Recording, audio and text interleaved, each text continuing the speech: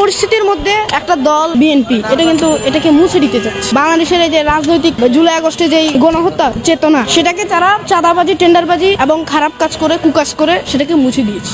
রাজনৈতিক পরিবেশে 1971 সন থেকে এই পর্যন্ত যদি কোনো হিসাব করা হয়, ইসলামিক দলগুলো ব্যতীত বাংলাদেশে কোনো দলই সুন্দরভাবে তাদের রাজনৈতিক পরিবেশটাকে গড়ে তুলতে পারে, একমাত্র ইসলামিক দল ছাড়া। এর ভিতরে জামাত ইসলামী আছে, চরমনি আছে। 5 আগস্টের আগে যেমন আওয়ামী লীগেরা ছাত্রদের হত্যা করেছে, পুলিশ বাহিনী দিয়ে, প্রশাসন দিয়ে বাংলাদেশের মধ্যে ফ্যাসিস্ট যেই কারিকুলাম সেগুলো চালু করেছিল। তো 5 আগস্টের পরে অন্তর্বর্তীকালীন সরকার যখন গঠিত হয়, তখন কিন্তু অন্তর্বর্তীকালীন সরকার যেভাবে দেশটা পরিচালিত করছেন এটা খুব ভালো, কিন্তু একদল সেই বাংলাদেশটাকে নিভিয়ে দিতে চেয়েছে। এখানে চাঁদাবাজি, টেন্ডারবাজি, ধর্ষণ ইত্যাদি করে বাংলাদেশের 2024 সনে যে জুলাই আগস্টে যে গণঅভ্যুত্থানটা হয়েছে সেটার স্মৃতিটুকুকে মুছে দিতে চেয়েছে বাংলাদেশের জাতীয়তাবাদী দল। মিটফোর্ডে ওই দিন পাথর দিয়ে মানুষ খুন করেছে, এদিকে চাঁদাবাজি করছে, বরিশালে এক মহিলা লাঠি ছোটা দিয়ে হত্যা করেছে। তো এই যে এই বিষয়গুলো বাংলাদেশের রাজনৈতিক পরিস্থিতি তারা বিকট একটা পরিস্থিতি সৃষ্টি করেছে। কয়দিন পরে পরে খুন খারাপি, পাথর দিয়ে মানুষ হত্যা করা, চাঁদাবাজি, ধর্ষণ, টেন্ডারবাজি ইত্যাদি আগের মতোই তারা পরিচালিত করছে। বর্তমানে বাংলাদেশের যে পরিস্থিতি, জুলাই আগস্টের পরে যে একটা স্বাধীন বাংলাদেশ গড়ে তুলতে পারবে